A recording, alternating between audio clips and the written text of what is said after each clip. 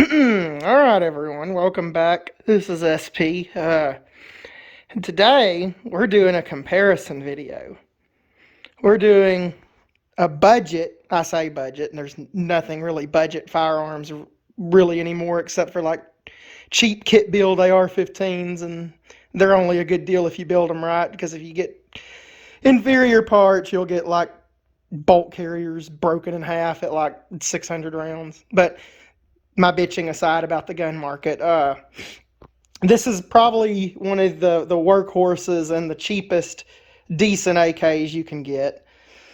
Honestly, I think the Z-Paps are probably a little better value nowadays for definitely what you get versus the Wasrs. Although, I still think being an AKM, the Wasrs are probably the way to go for newer people, as long as you inspect them. I've seen some bad Wasr V2s. I'm very disappointed in Q-Gear.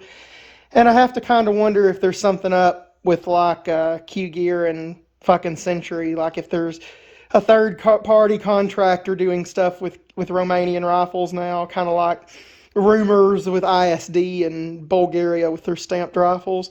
Although that's mostly rumors and probably unfounded, but who knows? The drop in quality on like the 107Rs might have something to do with that. Just like the drop in quality in the Wasr V2s. Which is sad. You know, it's sad. You're paying fucking $1,100 almost now for a gun. It shouldn't have, like, big flaws like I've seen some of the V2s have with canted gas blocks, canted front sights. There was one that had a fucking cracked receiver out of the box, which I would have seen that and sent that gun back immediately on a transfer. Like, you got to look for stuff like that, or you're going to get screwed over. But bitching aside, this is probably the standard AK that most people can afford, well, at one point, before 2020. These were like $600 before 2020, and they were an excellent value at that, especially when they weren't the V2s. But yeah, so you got that. You got what's probably now a $1,100 rifle that's on a stamped receiver, that's made to PM63 Romanian specs, which means their tooling and setup at Q-Gear was financed and partially installed by the Soviet Union. So you're essentially getting an AK made by Romanian workers that's still mostly made probably on older Soviet equipment. I'm sure some of it, the tooling's been replaced since the 60s, obviously. Knowing how Romanians they really want to be Italians, I'm sure Beretta probably does a lot of their fucking retool. I know they want to adopt that, like, awful friggin' Beretta rifle, but that's another story. I used to own a ARX 160, and it was, let's just say, for a $1,000 rifle, which they came in the country, they were really high. But yeah, hang on. I got to cut real quick. I'll be right back. All right, so we're back. Sorry about that cut. But back to it. We got the Wasr and the SAM-7R. Now, what do you get if you decide I want the best AK that's on the market right now as of 2022? That's probably going to be this gun. I love this gun. It's probably my favorite 7.62 AK I own. I've had SGLs in the past, and I have Segas. I really miss an SGL 21 I had at one point. Don't ever sell guns over a girlfriend. But yeah, lesson learned. But this thing's just as and I'm not trying to sound like a coper or anything, but it's just as good. As that SGL. In all honesty, it's probably a little better because the milled receivers. I gotta cut again, guys. I'm sorry. Yeah, the SAM-7R is probably one of the better values you can get in today's day and age. Well, not values. It's fucking expensive. I'll be honest with you guys. But what do you get for all that money? Well, let's see. Let's find out.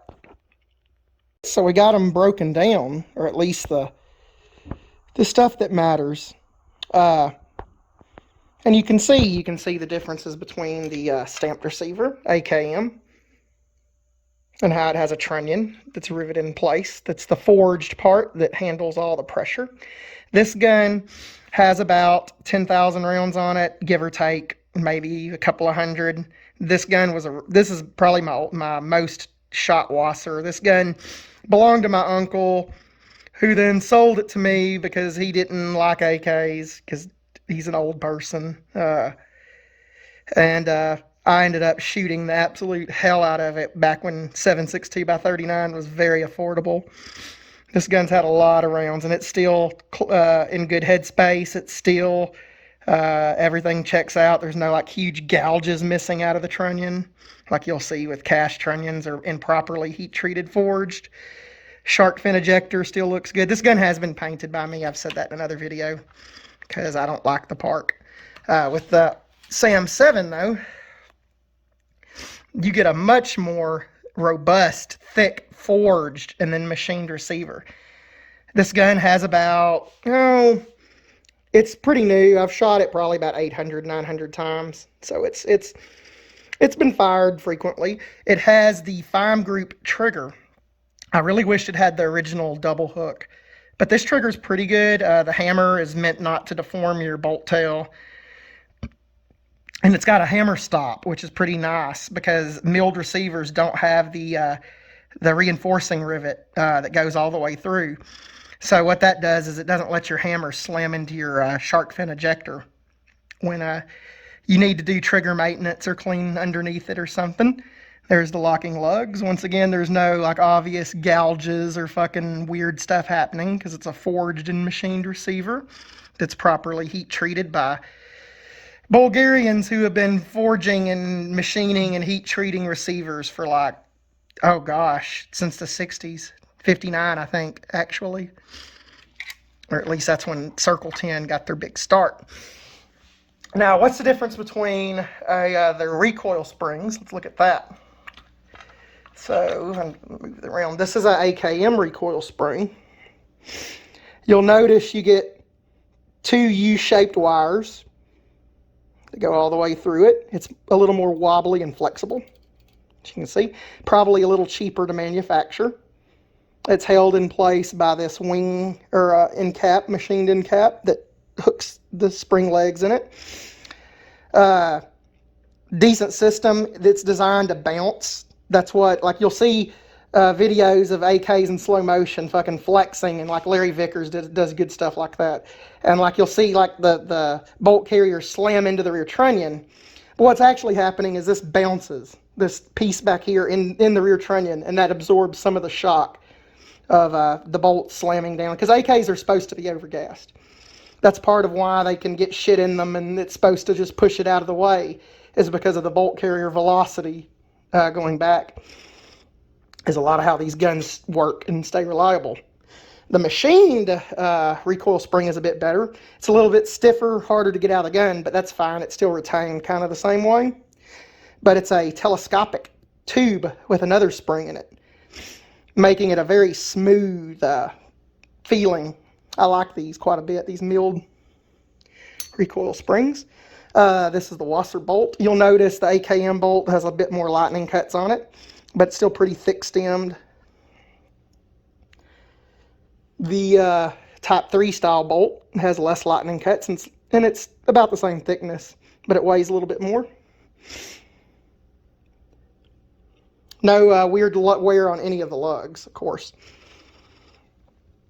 The carriers, I believe both are forged. This could be a cast carrier because some AKMs use cast carriers, but that's fine because this has no pressure bearing thing whatsoever. It just cams the bolt. There's some grease in there. Nice and greasy. And that's really it. So this can be as long as it's heat treated well, it can be cast. This carrier I'm certain is forged because that's what Arsenal claims. And they forged the receiver, so why not? And it's a little bit heavier and denser feeling. But it has the same kind of gas rings at the end, same stainless or chromed piston, not sure which. Now the accuracy. This gun's about a 2 3/4, 3-inch gun, depending on what ammo you use, with optics.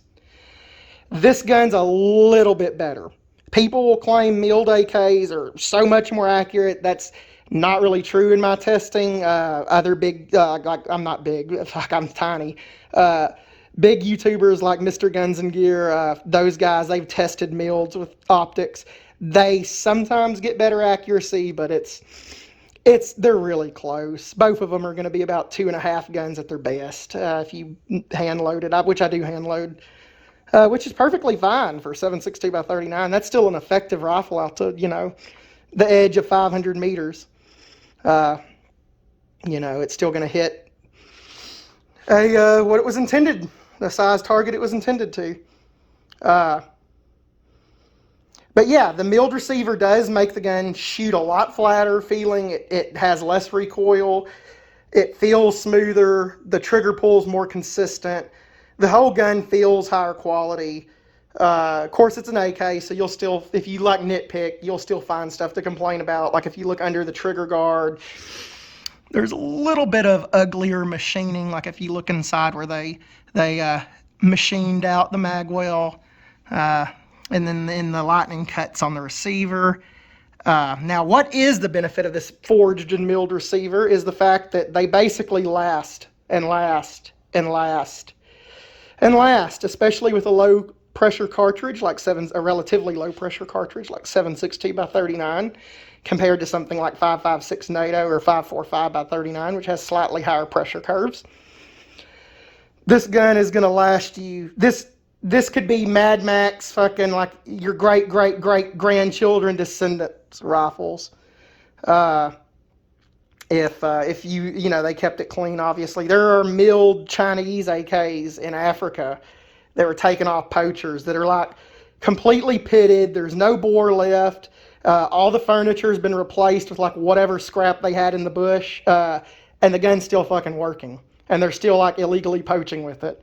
And that to me is insane. That you can have a gun that's literally not even thought about, cared for. And it's still able to fire cartridges. I mean, you can say that is like if you Google like African poacher AK, you'll see what I'm talking about. It's a Type 56 milled that's absolutely destroyed but still working.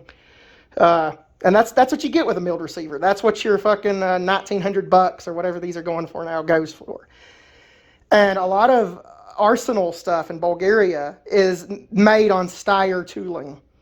And Steyr tooling is incredibly good. It's some of the best, probably, mechanical equipment in this day and age. Austria is no joke. They are good machinists. They are good tool makers. They're up there with the Swiss.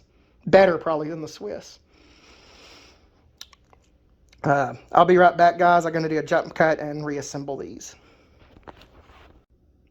So I'm back. But yeah, so is the cost difference worth the price difference? Or is the quality difference worth the cost difference? There we go. That's a non-retarded way to say that. Okay, well, to be fair, this gun I bought around 2015 from like I said, my uncle. And I gave $600 for it. That's back when Wasrs were selling for about $650 new. Which sucks. I really love the days of like $4.99 Wasrs. That was the time. This gun is from 2019. And I ended up paying about $1,500 for, all said and done, $1,600. If you count, shipping and everything. And I can say, my opinion, the Arsenal is an unbelievably good gun. Like, it's great. I would trust my life to this gun, no problem. Same with the Wasr. They both had enough rounds that I'd trust my life to either one of them. I do think the Arsenal, especially at today's prices, it being $1,900 and up, they're getting overpriced. It's a sad state of affairs. The U.S. dollar is not doing great. The Bulgarian lev is getting a little better and more stabilized. That already is going to hurt the production, or that past is going to get passed on to the consumer. Arsenal AD or Arsenal USA is definitely not going to eat that cost. So, and that's the thing. You won't see many Arsenals in gun stores for a good reason. The margins are not very great. So what that means is this gun is costly to get over here. It's costly to get to take normal magazines. They have to jump through all the 922R bullshit, which is extremely unconstitutional. And I don't know how the boomers ever let that happen, but, well, that's why they're boomers. But yeah, I mean, I love AKs. They're my favorite rifle. If I wasn't an AK guy, though, I probably would not own this rifle because it's the cost is just too much there. I still think like the best bet right now is the Zastava guns. If you just want an AK, the only thing I have against the Zastava guns, I don't really like the socket style rear trunnions. I don't like the 3-vent handguards that are slick. I don't know why the Yugos did that. They should have just used, if they wanted an RPK receiver, they should have just used an RPK style rear trunnion and just went with that. I realize the Croats are freakishly tall people and they wanted long stocks to deal with that, but that's tough. There was no reason for them to go all autistic with the way their furniture is. That, and then Zastava always has these weird, like, in batches of QC problems, and it's been since the days of Century being their importer, but now, Zastava USA, sometimes it carries over. Like, I remember there was a big batch of Z-Paps recently that something was wrong with the heat treating in the carrier, because when people switched to a slightly harder hammer, like in the ALG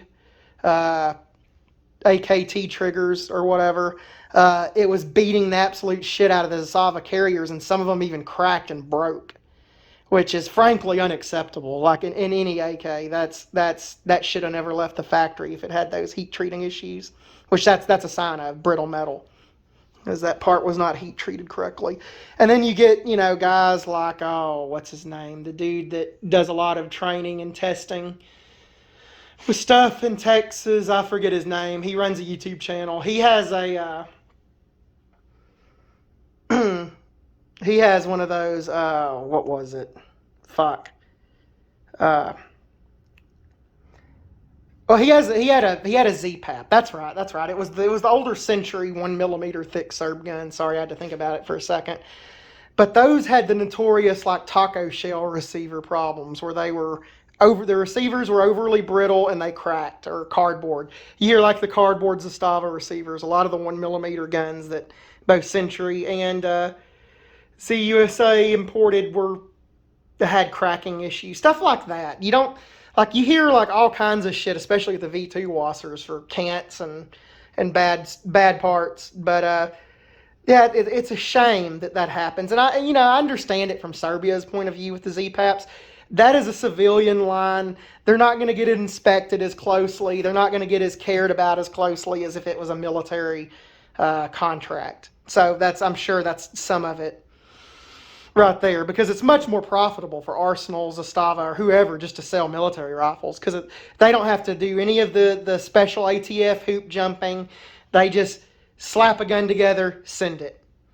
And that really sucks that our Constitution has been kind of paper cut to the point where imported guns are hard to find and rare and expensive, and domestic guns are generally lacking in quality if they're under $1,000. And that's just a really sad state of the market.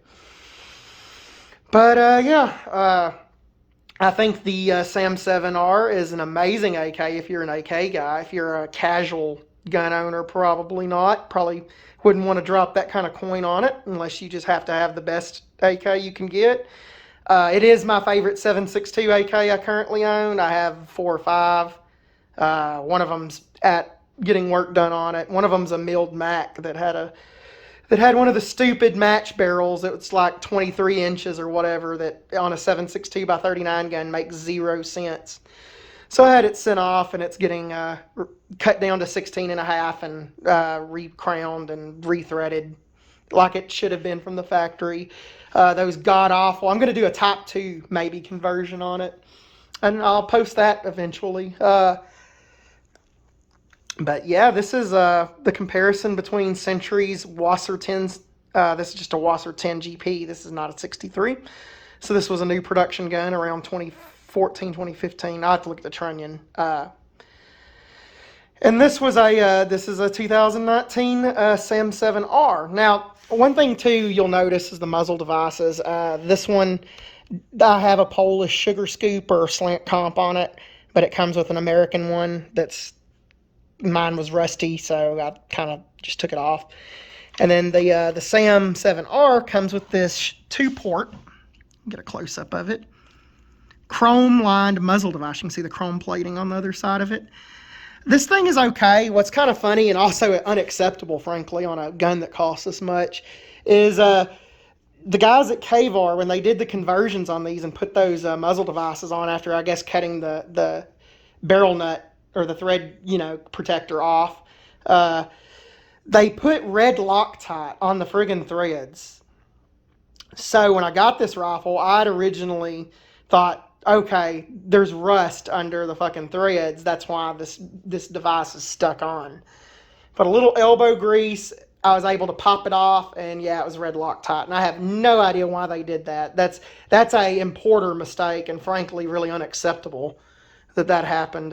I mean, maybe blue Loctite, but it's got a retaining pin, so there's no friggin' reason to put Loctite on a muzzle device on an AK at all. 0 cents if it has a retaining pin. Maybe I could understand if you're just using a lock washer, that method, and you don't have your retaining pin. But with the pin, it's not going to come off, guys. Good Lord, it's on there. That's another thing that kind of aggravated me. I prefer the 90-degree gas block on the SAM-7R to the 45-degree on the Wasr-10. And that is simply because there's less stress from a mechanical point of view on the 90-degree block. So technically it lengthens the life of your barrel a little bit more. That was a big reason, like when they went to 5.45, the Soviets did. They had to do that because 5.45, with its higher pressure, much higher temperatures, and rapid fire, they had to do whatever they could to prolong barrel life because they wanted it to be around the same as a 7.62 by 39 AKM. And that was one of the processes. And because Bulgaria adopted the AK-74, which is the only stamped guns they really made for their military, that and the crank AKS-74U, that is why you'll see this feature on all their AKs pretty much now. It's just a design improvement. It's a cheap cast block. It's super easy to make, super effective, super cheap, good. There's no reason not to use it. The barrel profile, that's another thing about the SAM-7. What I'd like most people to imagine, the half of the gun, speaking of which, it has a double tang stock, so you're only going to fit milled furniture, which is perfectly fine. This Arsenal furniture is really nice, and it's an intermediate length polymer stock. And I gotta say, it's the perfect stock. Like, it reminds me a lot of the M16A1 stock, which, if you've ever shouldered it, the M16A2 stock's like a boat oar. I'm a 6 foot tall guy, almost 6'1", 6 3/4. And the M16A2 stock is like a boat oar. Same with like the fucking G3 stock. They're both way too long. I mean, well, not too long, not really with the A2. It's the friggin' chubbiness of the A2 I don't like. It's how fat that stock is. If you're wearing any kind of gear, it just fucks with it. This 13.5, I believe, is what the intermediate is. It's perfect. I personally think the 12.5 that standard AKs have, it's just a little short. It's not bad if you're wearing like gear, because then the gear kind of takes up for it, or winter clothing. That's why it's short originally. I think the average Russian man is like 5'10", 5'9". So, I mean, they're not the shortest people, but they do wear a lot of clothing, and that's why you have the shorter stock. That, and it pretty much means where this gun is shipped, it'll be usable by whoever gets it for export. That's another reason they went in the 12.5. But however, I think the intermediate length stock is absolutely perfect. It's the most comfortable AK stock I've used. One of the more comfortable any gun stocks in length. The gun shoots, it's not overgassed by AK standards, so it still throws the casings a good bit, but it's definitely one of the smoothest 7.62 by 39 guns. Maybe the shark fin brake has a little bit to do with that. Could be, could not, who knows. Also, it's kind of interesting. Arsenal just started marking, if I can get this on camera, started marking the rear sights in Chinese characters, or that D is a Chinese thing. And then, like most milled AKs, it only goes out to 800 meters, which is still laughably far. I mean, maybe not for volley fire. If you had a bunch of, like a whole squadron of guys firing AKs at 800, you might get a hit. But it's really just like artillery at that point. It's not, you're not going to hit anything you're aiming at. I believe 7.62x39 starts going transonic around 550, 600 meters.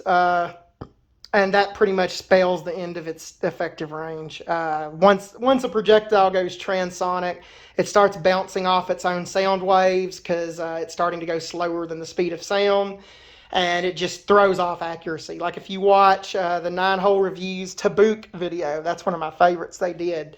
You can see this. They shot the Tabuk RPK/DMR rifle that Iraq used. It's based off Serbian guns. They shot it at 600 meters and they were able to get some hits. However, the bullets were keyholing because they were bouncing off their own sound wave, which means that's basically it of their effective range. But yeah, if you're an AK guy, you won't go wrong with the SAM-7R. If you want something you can give to your, it'll be around by your great-great-grandchildren and still working, definitely it. However, there is absolutely nothing wrong with stamped receiver AKMs. They still have an insane life of around 90 to 100,000. I've heard 130,000 rounds for like Sega's AK100 series guns because the metallurgy supposedly improved a little bit on them. But I've heard like 90 to 120,000 for like Wassers from the Battlefield Vegas people before their trunnions go, and that's really great. Like that's unbelievable for a 1mm, like 7.5 pound rifle. So there's nothing wrong with a well inspected Wasser if that's what you can get. I would definitely, as long as I shot it a bunch and it ran, I would definitely trust my life to a Wasser. I would like to shoot it at least 500 rounds first, but you know. Romania has been making guns since, making AK since 63. Bulgaria has been making AK since 59. Both of them aren't going to screw you over. Both of them are extremely time-tested and approved of. Bulgarian guns have been in since the SLR 93, I believe. And I want to say 94, 95 is when the first ones came in. They were automatically loved and just adored because they were basically Type 3s, except for they had the press and pin barrel. These are more of the AR M9, I believe, -1, where they're the fixed stock. The folder, I think, is always going to be the SF. And I wanted to get a SLR 10 or a SAM-7 SF, but those were about $2,000 at the time, and they were impossible to find. And I found this one, and I really just, the fixed stock is fine. It's more comfortable, I think. I can put the older, cool, laminate, milled Type 3 wood on it, and this thing would just be sex. But yeah, you can think of the half of that gun as a Type 3. You can think of this half as basically an AKM or AK-74. It's actually more of a 74 barrel profile, so basically an AK-103 front end, except for the 14mm threads. And then the rear half of the gun is the classic Type 3. And it's got a pressed and pinned barrel, like all stamped gun, which is great. I'd rather it have that than a threaded, to be honest. Because if I ever, or my descendants ever shoot this barrel out, simply, I believe the journal size of the receiver is the same as most stamped AKs. So just take an AKM barrel, put it in. Press it in, get your head spokes right, repin it. Simple as that. There's no having to get a machinist to match the threads up correctly. None of that. Just press and pin. That's a smart decision on Bulgaria's part. And hey, even the legendary Polytech Legends have a press and pin barrel on their milled receiver. And people find those just they eat those up like good God. Those guns have a God tier status, which they may or may not deserve. I would love to own one, and if I do, you'll see it on the channel one day. I've debated buying a Legend as a graduation present if things work out. Don't know, though. I might buy an SGL-21 just because I really missed that one I had at one point. But yeah, The Wasr is Everman's AK. This is kind of a collector's item AK rifle for guys that are really interested in AKs. Neither one will do bad. Either one of them are great. I would highly recommending, even if you're just a novice gun collector, at least get a Wasr. Because AKs, especially imported AKs, they're not going to be here much longer, I have a feeling. There is all kinds of turmoil in Europe. Everyone hates each other. The U.S. government is getting more and more oppressive and anti-freedom with gun rights. They're going to be looking for any way they can for a political victory, and the masses that worship them would love nothing more than all imports gone. And that's something they could actually do, because unfortunately the founders didn't take the time to fully write out the Second Amendment, and basically the British fucking did import bans on the colonists, which is very interesting. And that's why it really should have been in the Constitution that the fucking government's not allowed to control weapon imports. Because think about it, if they got gun control in the U.S. and then they cut off weapon imports, like it's over with for the American gun market. Like you'll have like really expensive ARs that like only the wealthy can own probably, and that's literally it. That's what if that happened. Because they want to go after your pistols too. Like pistols enjoy a relatively easy import status as long as they're not considered Saturday night specials, which is also a retarded law. Which is why I like guns like the P10S and P10M. Jesus, let me stutter. Those guns have to be made here out of like checked parts by CZ USA, but instead of imported, because they would be considered Saturday night specials because of their size, which is very unfair and very, very unconstitutional. But before I get on politics, fuck, this video has gone on long enough. Yeah, both are great. The SAM-7 is way more ready to go out of the box. You get a Wasr, especially if it's V2. It has that dog shit furniture that you basically have to throw away. That polymer that comes on the V2 is like made out of recycled Crayola crayons or something. It's horrible. And the older Wasr wood, the friggin' pine they used to put on it, or balsa wood, whatever the hell was, it was bad too. I got a funny story. I actually had no use for the balsa wood that came on this gun because it was cracked and shitty. So I put this Romanian SERP on it, and then I just, when we had the great freeze of 2021, I just fucking used the older shitty balsa wood as firewood because it was freezing and we had no power. So yeah, it's garbage. Do not leave the balsa or Sentry plastic on your gun. The Rack 1 trigger's okay as long as you reprofile it. Otherwise, it'll beat the hell out of your bolt carrier tail. I reprofiled this one with a Dremel. The Fime trigger's a lot nicer. It's more like a Vepr trigger. In fact, it's a clone of the Vepr trigger, which is a very nice trigger. It's 2-stage. It's got a solid release point. Personally, I like the milled, forged Bulgarian double hook components more. But for whatever reason, they stopped doing that around 2019. So, I mean, this is fine. It works, and I've been able to hit with this gun relatively easy out to 300 meters with optics. And I'm a shitty shot, so it is what it is. Both of these guns accept 30-round mags. Forgot to talk about that. Everything's normal about them. They both have optic rails. I've had optics on both of them when I did accuracy testing. I will actually be hunting with the SAM-7R this fall.